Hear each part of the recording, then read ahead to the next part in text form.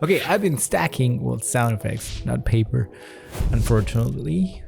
Maybe I will soon, hopefully.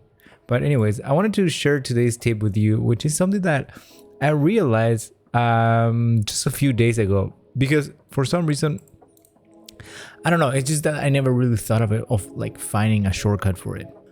Okay, so if you've ever worked in Fusion and you were working with something that's a little bit more like complex like these, and if you want to know what this is about, well, this is the animation that I was working on for the desk mat, which I haven't made a video on it yet, but maybe I will soon, hopefully. Or maybe I should just release it already before overcomplicating the video.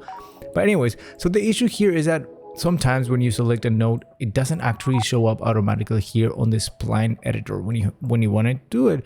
And you cannot really drag and drop it right here because it doesn't really do anything either. When that happens, I usually had to close the spline editor, deselect the node, then select the node again, and then open the spline tool again, and then it will show up right there where it's supposed to be showing up. But then I realized the other day, I was thinking, well, there should be a shortcut for this, because right here you can right click and then you can click edit splines.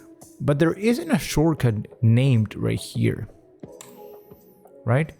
So if you click this, nothing happens already. But if it's closed, you can right click and then edit the splines, and the spline opens. And that's something that I just realized, or just it clicked, right? But then there isn't a shortcut. So it's still a little bit of work to have to close the spline tool, right click, and then open that again. Turns out that when I was checking for the keyboard shortcuts right here, it's called, let's see, spline. I think it might be spline what it was. Well, there wasn't really a way to do that, or at least I thought here this one was the thing that wasn't working. So I added this custom shortcut right here.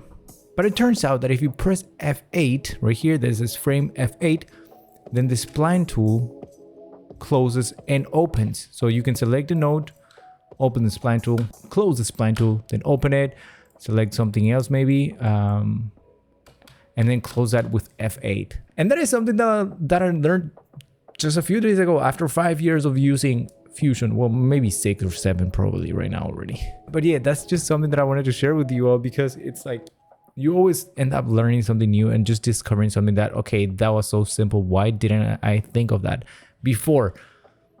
And now you also know about it. So that is it. That is today's tip. I hope that is helpful for you.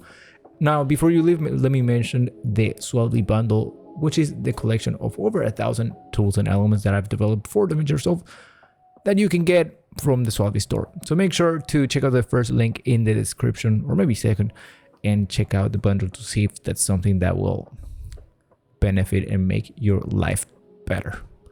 That is it for this video. Bye.